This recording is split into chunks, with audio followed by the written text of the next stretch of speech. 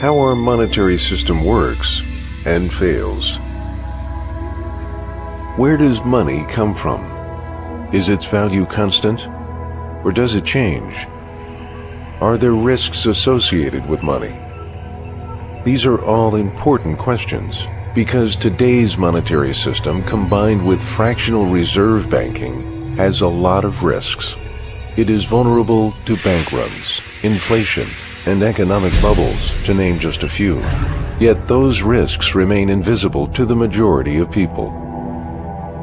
In this short educational video, we explain how our current monetary system works, where it fails, and how you can protect yourself against it.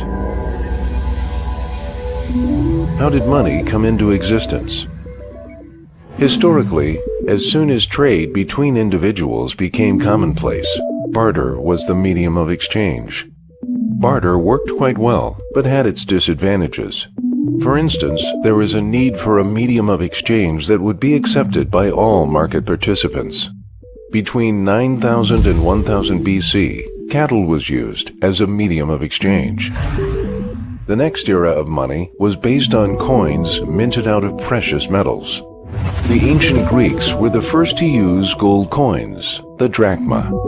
Different civilizations in history, like the Greeks, Romans, and the history of city-states in Italy, have proven that the blossoming of these civilizations took place when they adopted gold or silver-based currencies. This timeline shows all dominant international currencies after Christ. The gold coin solidus, for instance, was the world currency for over 800 years. It was used from China to Britain during the Byzantine Empire.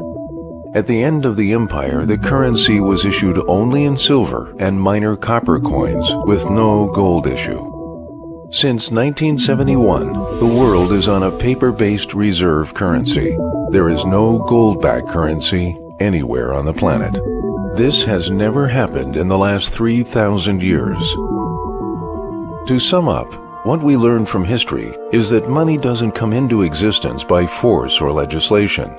It is in essence a market process in which participants decide freely which medium they want to use. It has to be easily recognizable and transportable. It has to be rare so it can't be easily reproduced, and so it can act as a store of value. Gold and silver fulfill these criteria. They have an intrinsic value and are not dependent upon promises of debt redemption by a third party. This is why gold and silver are money. Governments have a track record of diluting the value of their currency. When empires collapsed, so did their currency. This was not due to the fact that gold was suddenly less appreciated by the population of other countries, but was due to the government intervention. When governments ran into financial trouble, they started mixing in worthless metals into gold coins. They could then issue and spend more money than they actually had. Like today, these measures led to the impoverishment of the middle class and fueled corruption and wars. It is important to understand that already back then, this process led to a massive wealth redistribution from the bottom to the top, from normal people without privileges to the elites with the privilege to control the currency supply. Does this sound familiar? Today's fractional banking system has its roots in ancient Greece and Rome. Banks and governments have been acting as an alliance till this day because the fractional system benefits both. Why? Because governments give the banks the right to print money. In exchange, they expect the banks to buy their bonds, which is nothing more than debt, so they can continue to spend money which they simply don't have. History has shown that governments are too often undisciplined. When they go too far, the market loses trust in their currency, which results in hyperinflation. In the 20th century alone, we have seen 50 hyperinflations across the world. How does this affect us today? In order to understand what is happening today with our money, we would like to use a simple example. Imagine you are living in a very small world with 9 other people. Everyone has $100, so the total is $1,000 and hence everyone owns 10% of the total money supply. One of those 10 people is a banker who is responsible for taking care of the money supply. One day, the banker decides to create an additional $1,000. He keeps $500 for himself and hands the other $500 to his friend. The total supply of money has become $2,000, but you still only have $100, so you now own 5% of the total money supply. The money you hold will buy half of what it could before. Although no one has actually physically stolen anything from you, half of your wealth was stolen by the banker and divided between himself and his friend. This is a simplification, and the banks today use their tricks to make you believe it is not happening right here and right now. However, it is exactly the same. This chart shows the devaluation of currencies since 1971, the year in which U.S. President Nixon closed the gold window.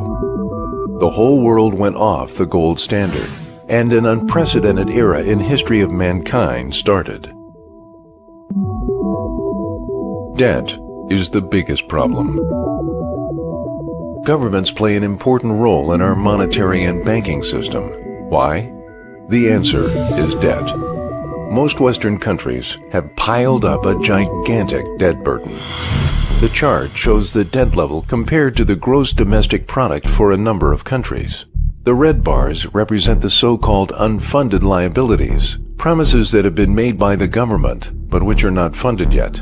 Think of pensions or Social Security.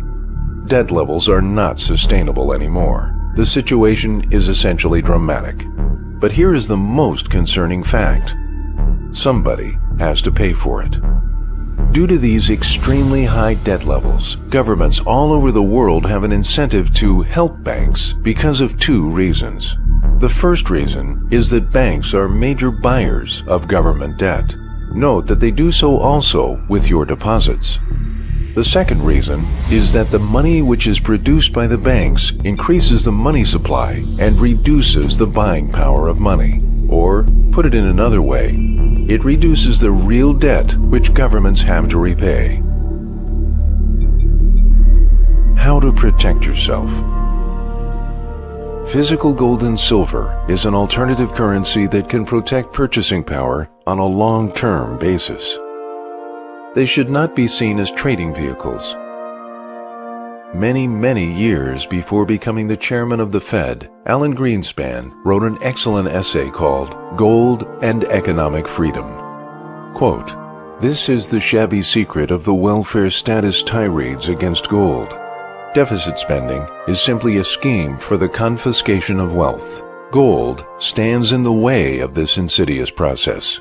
It stands as a protector of property rights. If one grasps this, one has no difficulty in understanding the statist antagonism toward the gold standard. The only way to protect one's property rights is by having unleveraged and unencumbered direct ownership of physical precious metals outside the banking system.